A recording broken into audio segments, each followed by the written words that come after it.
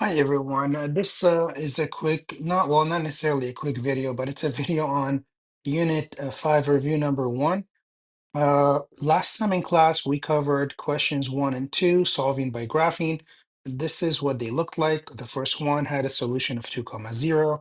The question number 2 had no solution because the lines were parallel, and that's really because the slopes of the lines were the same. So one slope was -3/2 after rearranging the second equation, and the first equation had also a slope of -3/2, which made the lines parallel to each other, and therefore we said no solution. So now we're going to move on to number 3, which is still graph or solving by graphing. I label them in pink and in brown. So I'm going to graph the first equation, which is -2/3 x plus 7. I'm going to start at 7 on the y-axis. That's the y-intercept. And then from there, because I have -2/3, I'm going to go down to 3 right, which lands me right here.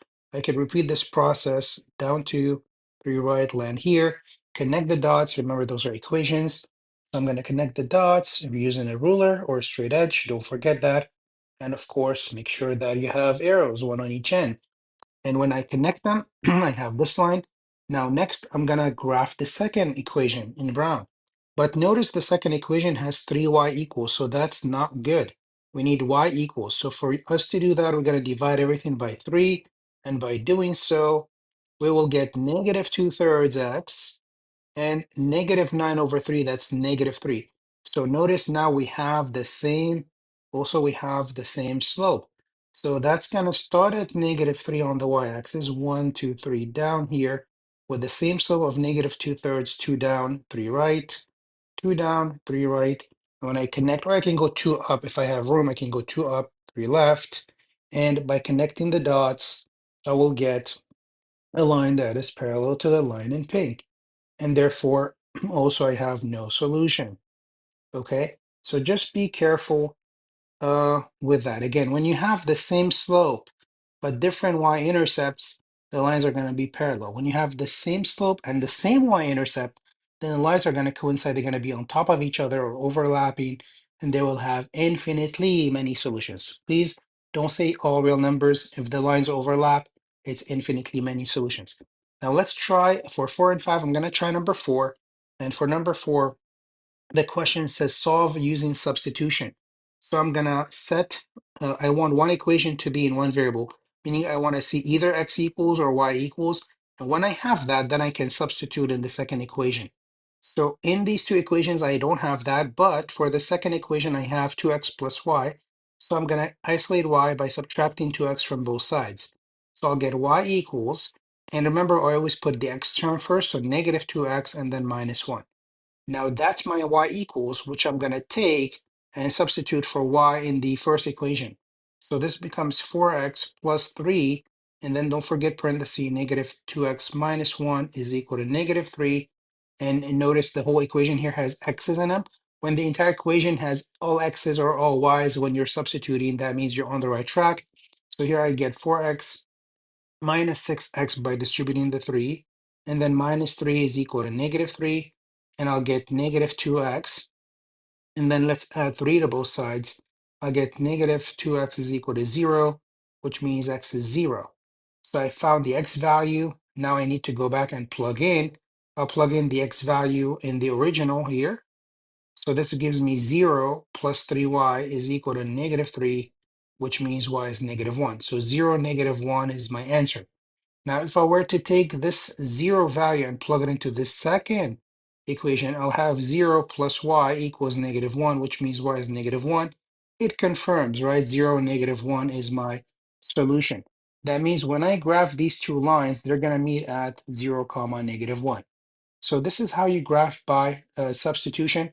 You can try number 5. You know, you already have y equals, which you can take and plug it in the first equation for y and see what you will end up with. For numbers 6 and 7, we're solving by elimination, which means one of the letters must go. Eliminating one of the letters. Let's try number 7. For number 7, if I want to cancel one of the letters, maybe it's a good idea to multiply the second equation by 2. And don't forget, when you multiply one side by 2, you multiply the other side. So the first equation stays -2x plus 3y is equal to 14. And the second equation is 2x plus 4y is equal to 14, right? So notice the reason I multiply by 2 is to get 2x, which is going to cancel with the negative 2x. So now when I line them up and add them up, I'll get the x is gone, the 3y plus 4y, that's 7y, the 14 plus 14, that's 28, which means y is equal to 4. And now that I have y equal to 4, I can take this y value and substitute it in any one of the original two equations, maybe the second one. So keep in mind, the second equation was x plus 2y is equal to 7, right? So I'm going to plug the 4 back in here. This will give me x plus 2 times 4 is equal to 7. So x plus 8 is equal to 7. And by subtracting 8, I'll get x equals to negative 1. So my final answer, and be careful, you put x first in parentheses, x first, which is negative 1, comma, y second, and then close parenthesis. Don't forget that. It's an ordered pair. So this is the solution for number 7. Um, Now, number 6 would work the same way. So you probably, for number 7, I'll give you a hint. Pause for a second. Think about it. Think about what option or options can you do, and then, play the video. So for number 6, you can multiply this here by negative 1 entirely, and this will give you negative 6x minus 2y is equal to 4. And that could be added to the top equation and cancel the x's, right? This will give you technically y is equal to negative 8, and then plug in to get x. Or think about what's the other option. If you did not want to do that, then you could have canceled the y's, but that requires more work because you're going to multiply the top one maybe by negative 2 left and right, and the bottom one by 3 left and right, right? That will give you a negative 6y and positive 6y, and those will cancel out. But that's much work. So you want to try to go with the easy route, right? If it's easier to cancel the x's, go for it. Remember, if they're asking you for elimination, you have to cancel one of the letters. Now, number 8 says circle the point that is not a solution, right, to the inequality. That means which one does not work. So I'm going to plug in the first value for x, the second value for y, and see if that stays true. So for example, for part A, I'm going to plug in 2 for y and 5 for x, right? Because it's 2 for y and 5 for x. So if I plug in 2 for y and 5 for x, I'll get 2 greater than negative 10 plus 5. Negative 10 plus 5 is negative 5. Is 2 greater than or equal to negative 5? 2 is positive, so it is. So this is correct.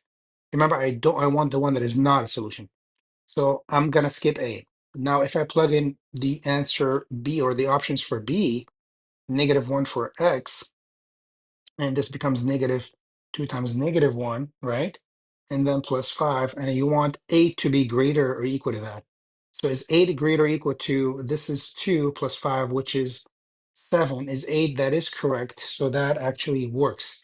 Again, I'm looking for the answer that does not work, that is gonna be false. So I'm gonna move on to the third option, which is 4 comma 0. So again, I'm going to plug in 4 for x and 0 for y. So I'll have is 0 greater than negative 8 plus 5, is 0 greater or equal to negative 3. That is also true. So that is not an answer that I don't want. And then, and of course, you want to show your work like I did here for every option. And this leaves us with option D, but I don't want to circle it right away. I want to try it. So I'm going to plug in negative 3 for y. Is this greater than equal? Notice how I put a question mark because I don't know if it is. Is negative 3 greater or equal to negative 2 times negative 3? And then plus, or actually x is 3. Negative 2 times 3, right? Plus 5. So is negative 3 greater or equal to, this is negative 6 plus 5, which is negative 1. Is negative 3 greater than or equal to negative 1? That is not true because negative 3 is left of negative 1. So it's less, right? Because the more you move to the left, the smaller the number is. So this is not true, which means this is the one that doesn't work, which means this is the one that is not a solution. So I'm going to circle that answer. Okay, so that's for number 8. Number 9, it says without graphing, determine whether the lines y equals negative 2x plus 3 and negative 2x minus 7 meet. Explain. Now, you can say both have slope of, what's the slope? Remember, it's mx, y equals mx plus b, where m is a slope. Both have a slope of what? Of negative 2. So when they have the same slope, or you can say have the same slope, which means they're parallel, making them parallel, right? So they do not meet, right? It says determine where the lines meet. So the lines do not meet. Okay, that's important to keep in mind. If they have the same slope, they don't meet. They could have the same slope and have a different y-intercept, or they can have the same slope and the same y-intercept, which means they're going to overlap, right? So that's what happens when you have the same slope. One of these two options. Number 10, are the graphs of the equations y equal 3x minus 2 and negative 6x plus 2y plus 4 equal to 0 the same? Explain. Now I'm going to rearrange, right? I'm going to rearrange the equations. Maybe I'm going to rearrange the second equation to see if it matches the first. If it does match the first, then they are the same. So I have negative 6x plus 2y equal to 4. And let me try to get it by itself as y equals. So let me add 6x to both sides. This gives me 2y equals 6x plus 4. And then by dividing everything by 2, I'll get y equals 3x plus 2. So notice, actually, here that was supposed to be negative 4, right? When I moved the 4 over. So it's supposed to be negative 4. So this is, sorry about that. This is negative 4 as well. Let me just erase that here. This is negative 4, right? And this is negative 2. So yes, right? That means, so again, that was negative 4. That means, so let me divide, I divided, I got this. So yes, that's the same equation as the one we have. So yes, they are the same, right? You can say by rearranging, right, we ended up with the same equation. Or you can multiply like this by 2, right? This gives you 2y equals 6x minus 4. And then when you move things to the left-hand side, you'll get negative 6x plus 2y plus 4 equal to 0. That's another way of doing it, okay? So they are the same equation. Number 11, Enrique says that the lines y equals negative 7/3 x minus 15 and y equals 10x plus 20 to intersect at the point negative 3 comma negative 8. Tanya thinks that the equation is messy, quote unquote messy, and has numbers too large to graph or solve. What would be a quick way for Tanya to check Enrique's answer without solving or graphing? So what's a good way to know if these two lines intersect without graphing or solving, right? So if you don't want to solve, you can plug in, right? You can plug in negative 3 and negative 8 and see if that works in both equations, right? You can try that. So if you plug in negative 3, negative 8 in the first equation, right? Negative 3 for x, negative 8 for y, you're going to get negative 8 is equal to negative 7/3 times negative 3 minus 15. And again, you don't know if they're equal. You're plugging it to check. So that's why I put a question mark. So is negative 8 equal to, the threes would cancel here, you get 21 minus 15. So negative 8 is equal to 21 minus 15 is 6. That's not correct. So that doesn't work, right? So if you plug in negative 3, you get 7 minus, what did we get here? You get 7. Sorry, let's go back. That's 21 over 3. That's 7 minus 15. That actually does work, right? Sorry, that does work. So that does work, but that's not enough. We have to check if it works on the second equation. So we're going to check if it works here. Let's try that. So negative 8 for y and negative 3 for x. So let's see, is that equal? So negative 8, is that equal to negative 30 plus 22? Is negative 8 equal to negative 8? Yep, that does check. So yes, that is a solution. So the two lines do intersect at negative 3 comma negative 8. Okay, so please make sure that this is one way, right? It says what would be a quick way? A quick way to what? Plug and check. Plug and check. If negative 3, negative 8 works for both equations. Okay. We did not really solve, right? We did not do substitution or elimination, but we plugged in the value in. So we really didn't do solving, we didn't do graphing. We just plug the value in for both equations. Numbers 12 through 15, let's try a couple of them. It says Matt and Ming are selling fruit for school fundraiser. A customer can buy small boxes of oranges and large boxes of oranges. Matt sold 3 small boxes. So we have small boxes and large boxes, and at the end it says find the cost of each one small and each one large. So we're going to say let S, remember you always start with the define your variable. Let S be the cost of a small box of oranges. It's a good way to define your variable. Then let L be the cost. Remember when this is find the cost, whatever the question is asking you to find, that's what you're defining. That's what you're using your let for, okay?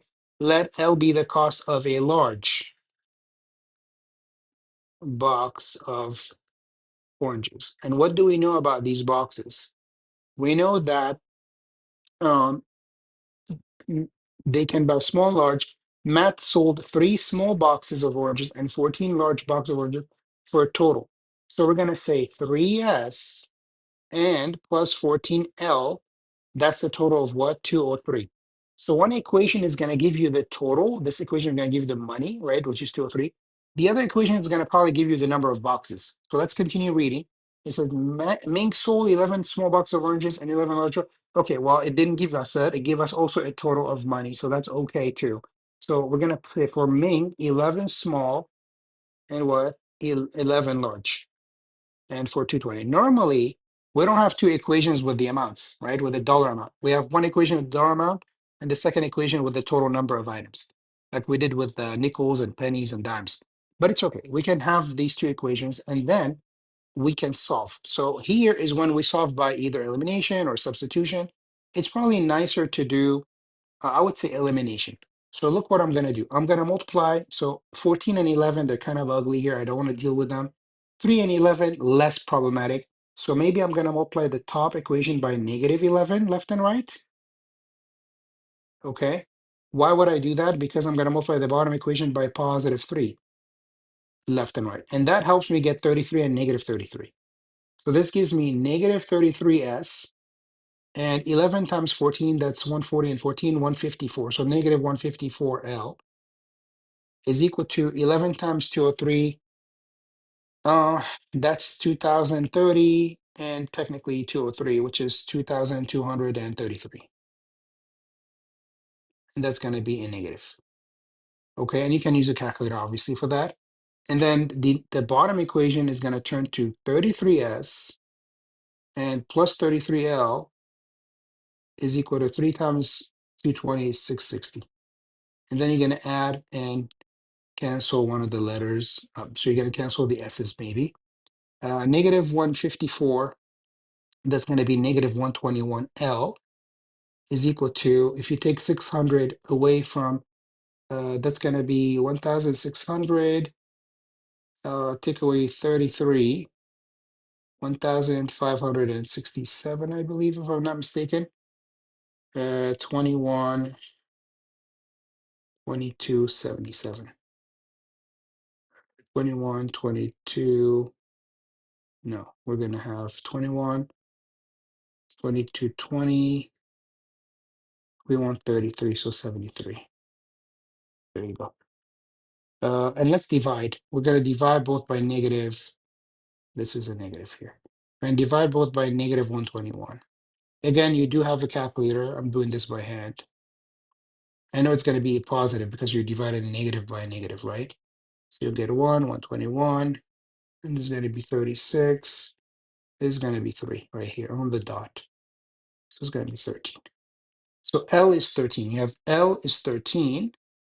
And then you take that value and you plug it in the original, right? You can take this and plug it back in here.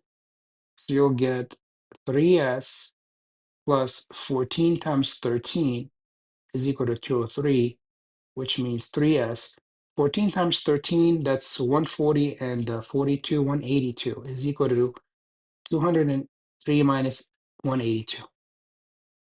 So this is 182 here. If you subtract it from both sides, right? You'll get 3s is equal to 21, which means s is 7.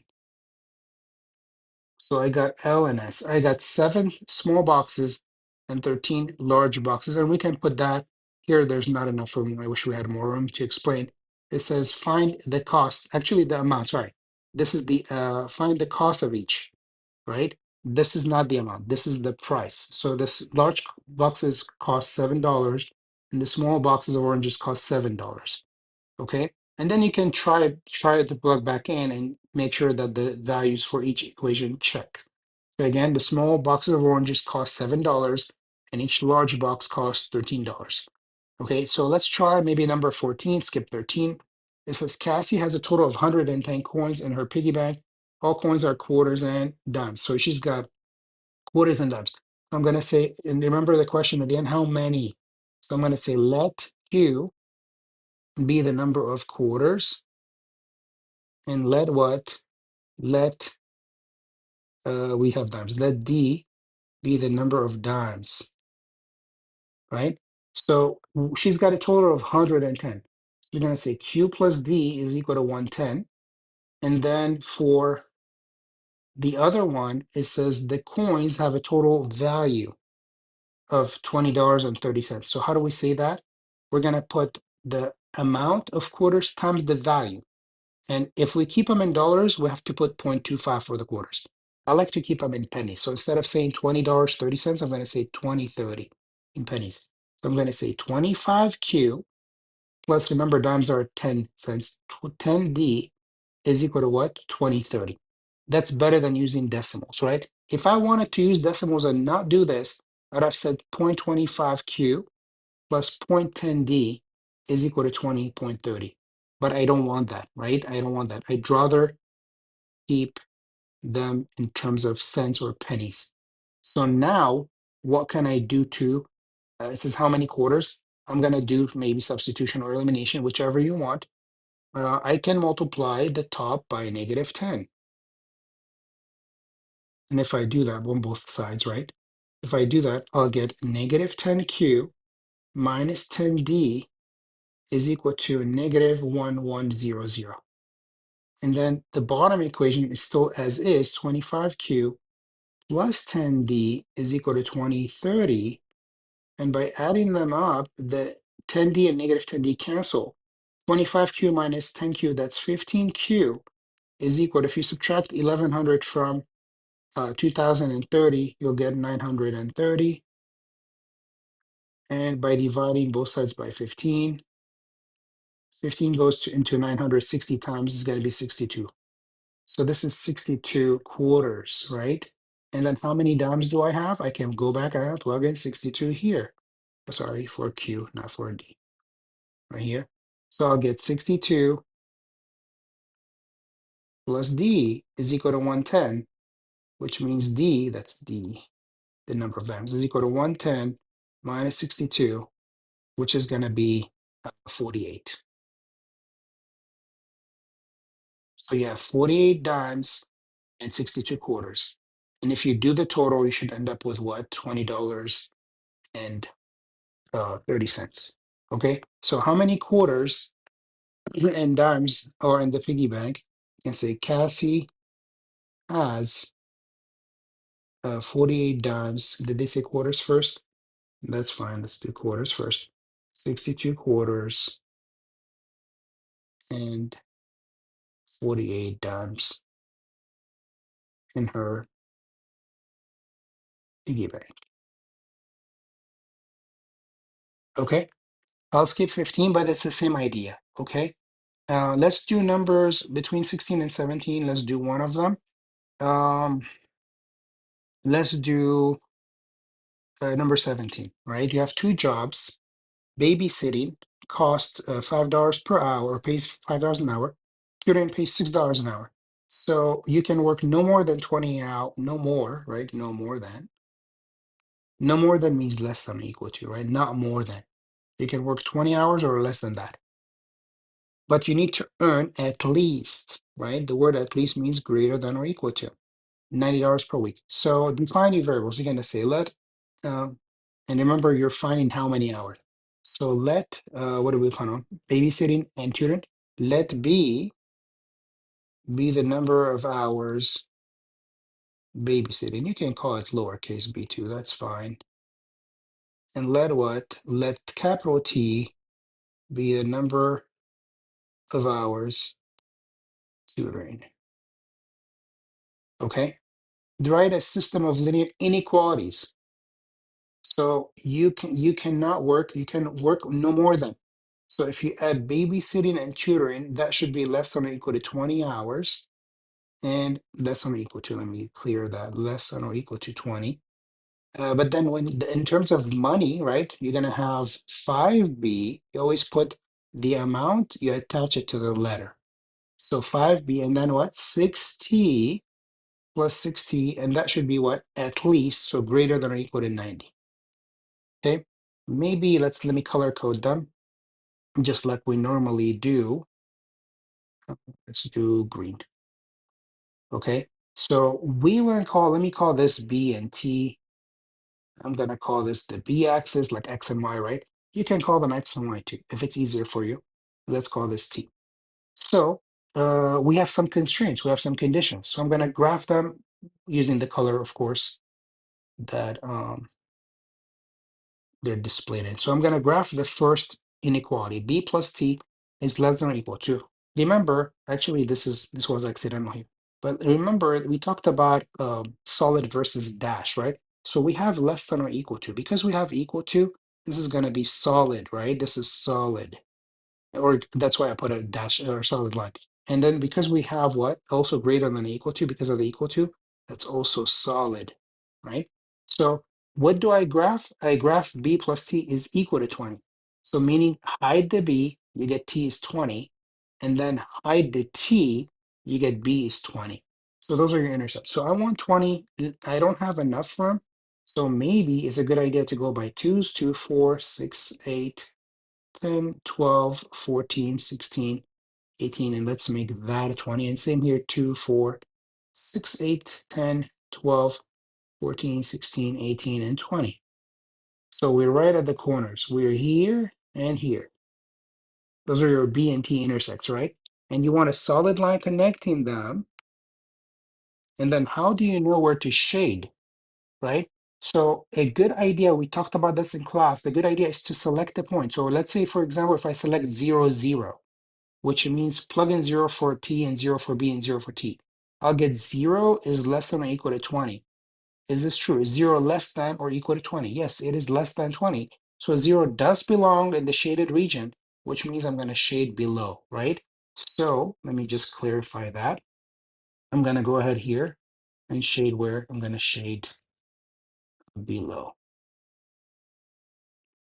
Now, keep in mind, you're not going to go in the negatives, right? So I want to be careful with this a little bit. I don't want to go in the negatives because B and T are hours of work, so they cannot be negatives, right? The lowest they could be is 0, but they cannot be negative. So that's, and of course here it should be, could get to the line. Now the second inequality, the one in green, I'm gonna start again. I can hide the B and get 6t is greater or equal to 90, which means t is gonna be 15. That's an intercept, right? So at 15, I have a t-intercept. So t equal to 15 right here is an intercept. And if I hide the t, right, if I had a t, which one did I had first? Actually, I did hide, let me see. Initially, I hid this, I got 15, yep. And now I'm gonna hide the t. I'm gonna hide 5b is 90, which means b is gonna be 18. So b is 18, which is right here, right? So now I'm gonna solid line connecting this and that. And where do I want to graph? I want this to be greater than or equal to. So I can also try 0, 0 and see if it works. If I plug in 0, 0 for here, I'll get 0 is greater or equal to 90, which is not correct. So really, I'm not gonna shade, right? I'm not gonna shade which area. I'm not gonna shade this region because this is not true. This is not, the 0 does not work. So where am I gonna shade? I'm gonna shade the region on the opposite end. So I'm gonna shade the region above this, right? And now I can see that what? I have a region that overlaps, which is the middle. So I'm gonna try to shade that region as my final answer because that's where the overlapping part is. And if you want to cancel the green and the purple and just keep the region in black as your final answer, that's even better. Okay? Because really, we want the final solutions. And really, this is where the final solutions are, right? So I can go ahead. If you shaded them lightly, that's fine and keep them. But I personally prefer to really have a final answer on this, which looks something like this, right?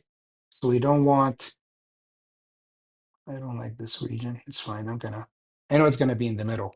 So I'm gonna go ahead and shade it in black. Okay.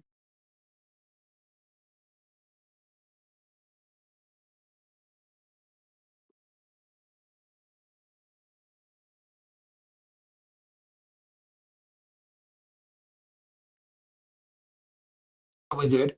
Now, any point that we find in between these two regions is a point that works for both inequalities, right? Is a solution for both inequalities. That means it meets both conditions.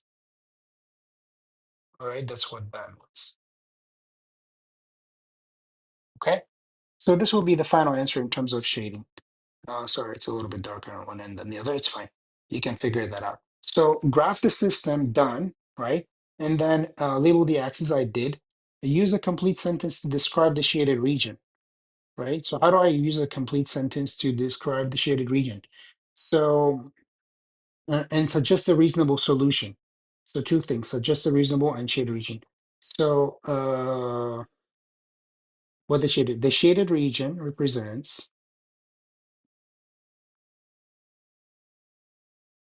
what? What are we talking about here, right? Represents, we're talking about the number of hours, right? The number of hours babysitting and what? And tutoring that are what? That are, remember the conditions? That are less than or equal to 20 and what? And earn at least $90, right? And just find a point in there. So what point can we find in there that works, right? So I'm gonna find, I don't know, point here somewhere, this point, 6 comma 12. So 6 comma 12 is, it says, and then suggest a reasonable solution. 6 comma 12 is in there, it works. That means if you do 6 hours of, 6 is for B, right? So 6 hours of babysitting and what? And 12 hours of tutoring. Now, if you do the math on that, right, if you do 6 hours of babysitting, that's 6 times 5, which is 30.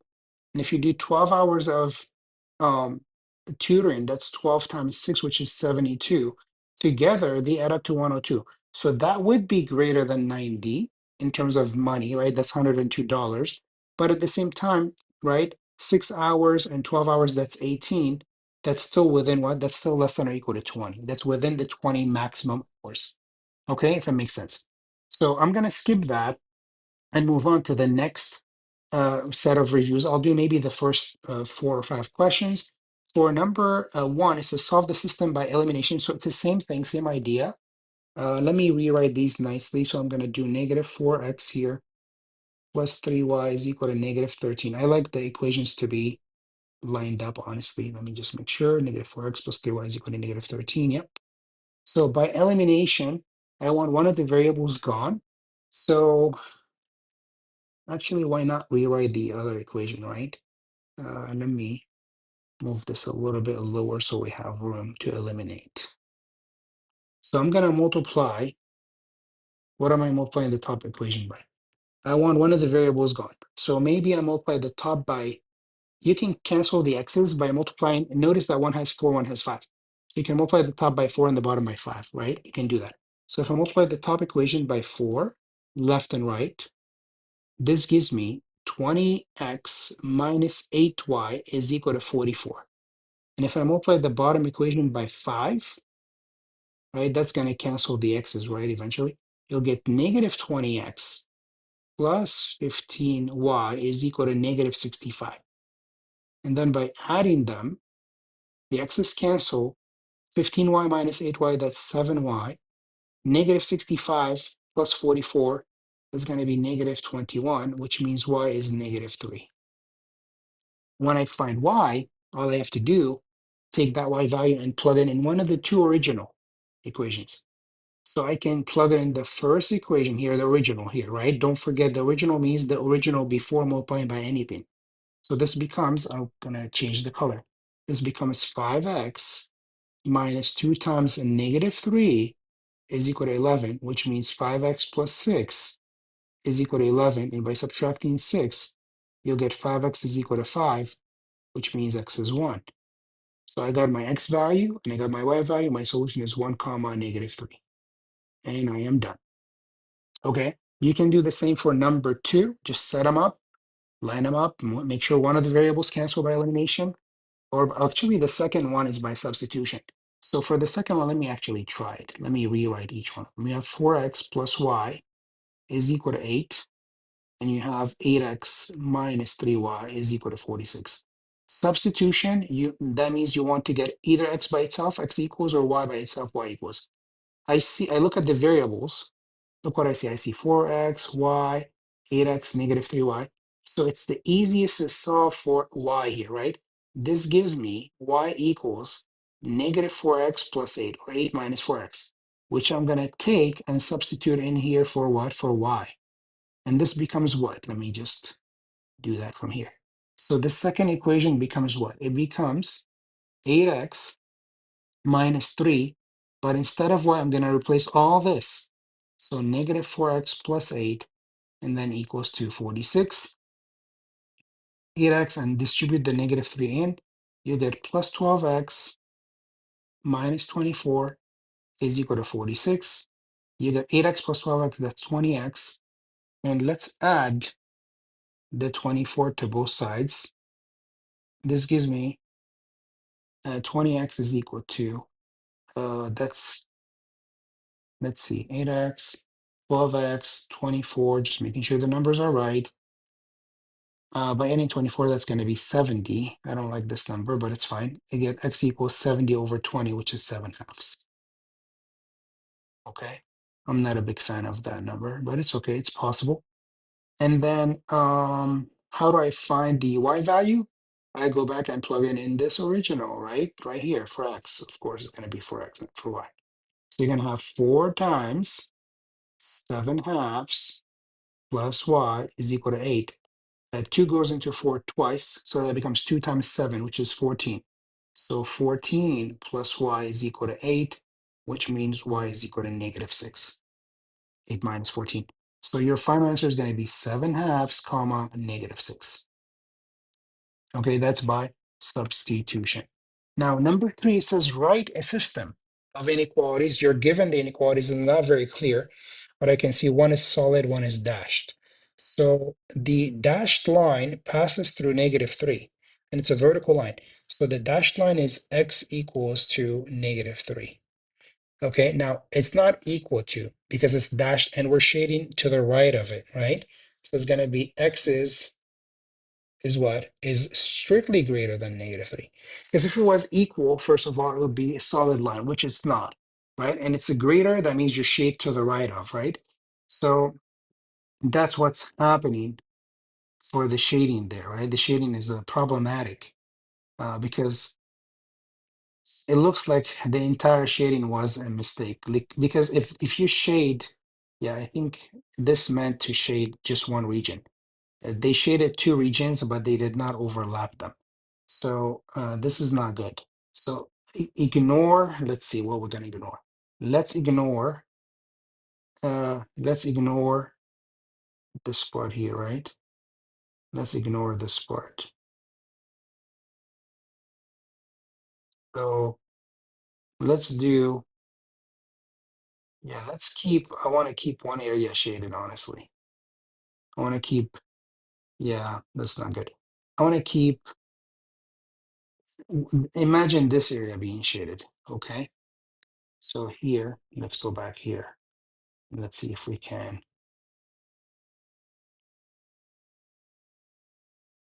Yeah, so the area that should be shaded, the final area that should be shaded should be this region here.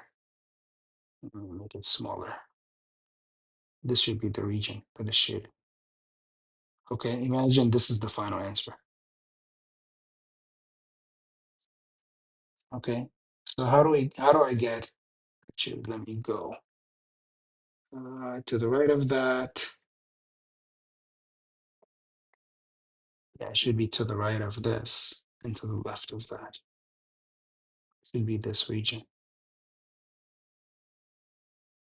This is not very good. The,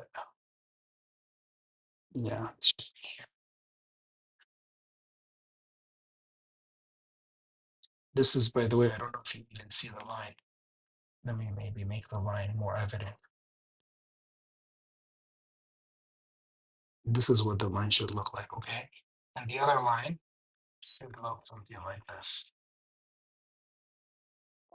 This is the line. 1 second. Let me just do it. Sorry.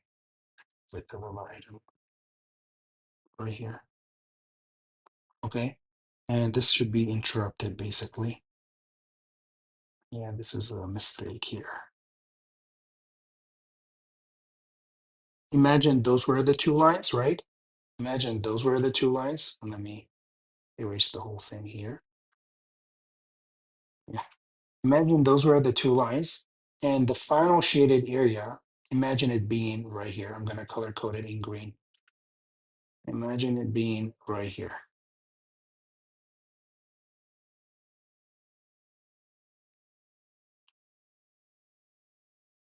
It's not letting me for some reason right here. Let me see.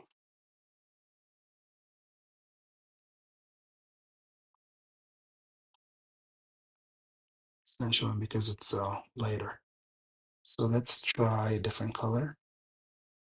Let's try this. Yeah, it's not letting me because let me just use a brighter color, much brighter color.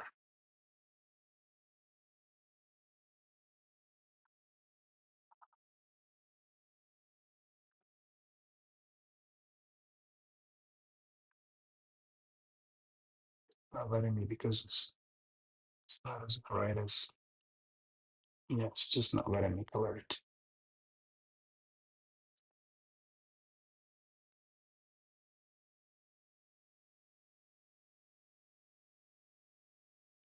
I should have used this color here actually. Let me erase this one. Sorry. These colors are not really working well. So let me choose this color. Let me see if I can, yeah. You see the black here is kind of covering. It's not really helping me. So let me choose, let me go back here. And let me really color in black this region. Okay, this is the region in between. The other region I'm gonna color in white. The region that I don't want, this region I don't want. This region here, I don't want. Okay, so this region here is not. Ignore this region. Imagine all of it is not part, right? The solution is where the darker colors are. Okay, where the darker black is. Okay, so this is what we want. So how do I get to that, right? So I'm shading to the right of the pink line, dashed line. So that's going to be greater than, and let me put those in different colors. So in pink, I'm going to say X, oops, should be smaller. So I'm going to say X is greater than -3. This is -3 here, and we're going to the right of, right? And then I want below the purple line, below or equal to, because it's a solid line. So for that reason, first of all, I want to find the equation.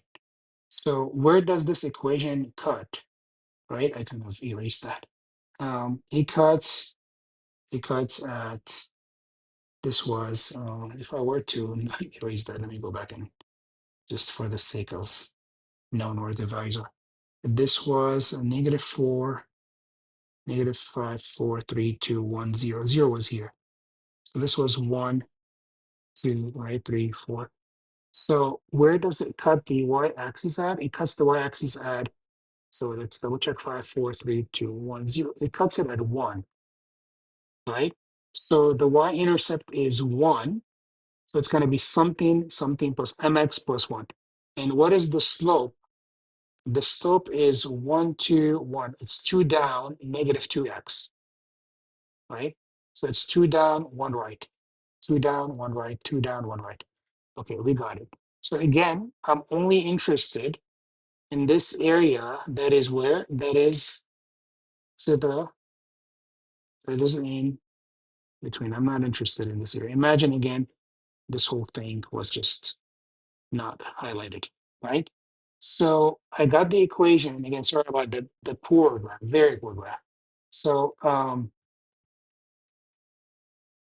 yeah, the area in between is gonna be what? This area. I want to be less than or equal to, right? I want to be less than or equal to this region. So let me go back here, erase this piece, and I want to be less than or equal to that. Less than or equal to negative 2x plus 1. Okay, where these two areas overlap is going to be this region. All right, again, poor graphing. I do apologize about that. And write the system, I did. This is my system, okay? You can kind of write them next to each other. Or normally I like to say x is greater than negative 3. Not the correct color. X is greater than negative 3. And what's the other one? It's y is less than or equal to negative 2x. It's my system. Okay. Graph the system of inequalities. I think you're missing inequalities here. So ignore that. Some typo. So, okay. Maybe I would create my own, honestly. Create your own too and graph them. You know, you can say, for example, 2x plus 1 or plus y is greater than or equal to 4. Something like that, right? And then maybe y is less than or equal to negative 5. Okay, and try it. Why not? Okay, it's good practice for you to try your own inequalities. But I think that was a typo as well. Number 5, which of the following is a solution to the system? That again, that's also missing. So we're missing in the inequalities here, so we don't know. I'm gonna skip that. This page, I'm not a fan of. Let's move on to some word problems.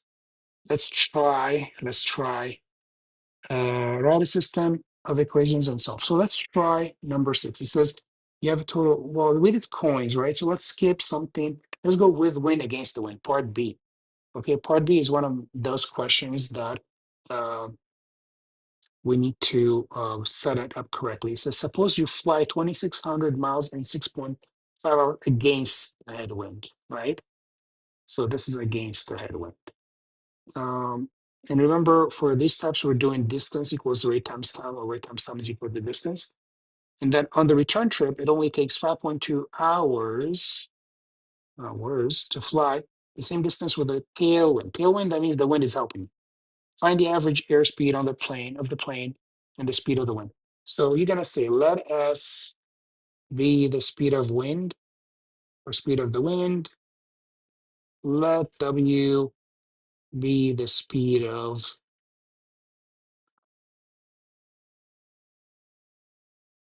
what did we call it as? Let's see, maybe. Right? For plane, we've been using P, so S. Let P be the speed of plane. Let W be the speed of the wind. So what do we have? We know for the first, so we have headwind, right? Where we're doing headwind, what are we doing with headwind? Let me move this a little bit to the right.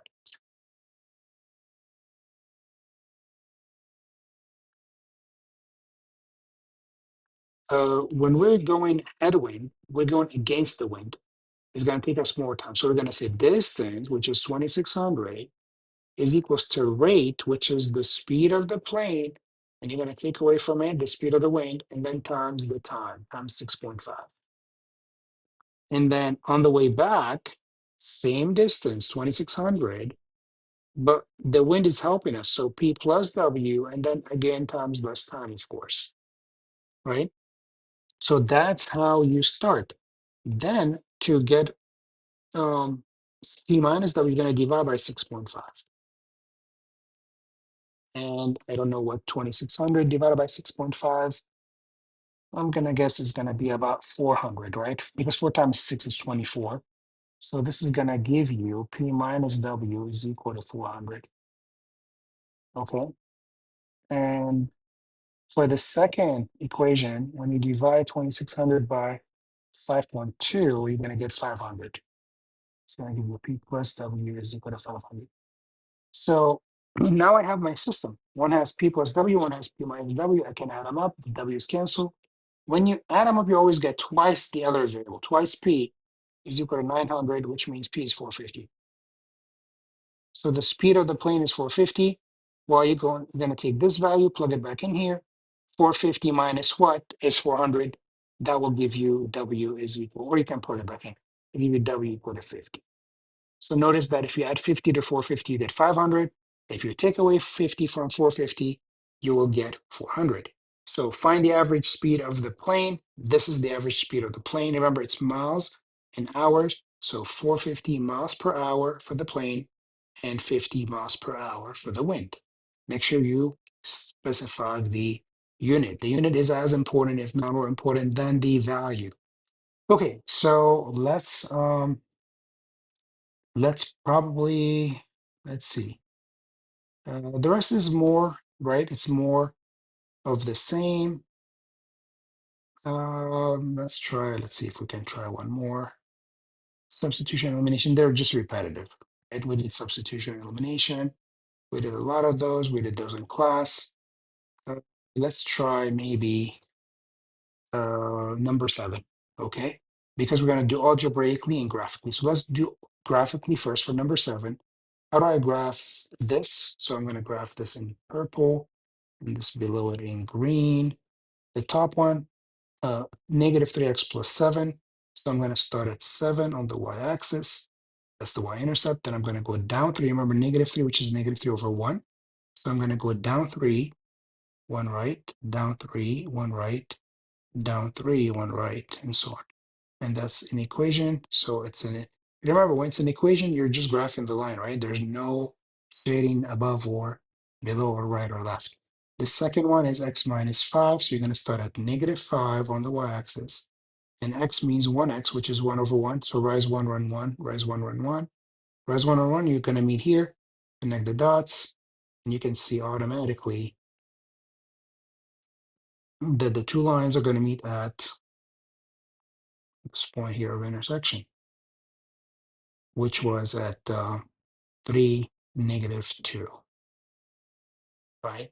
So you can see that 3, negative 2 is a solution. Now, let's see if the algebra, when it says algebraically, right, by substitution, confirms that. Am I really going to have this point as the point as a solution? So by substitution, when you have y equals, you're going to make them, the right-hand sides, both equal to each other. So you're going to say negative 3x plus 7 is equal to x minus 5.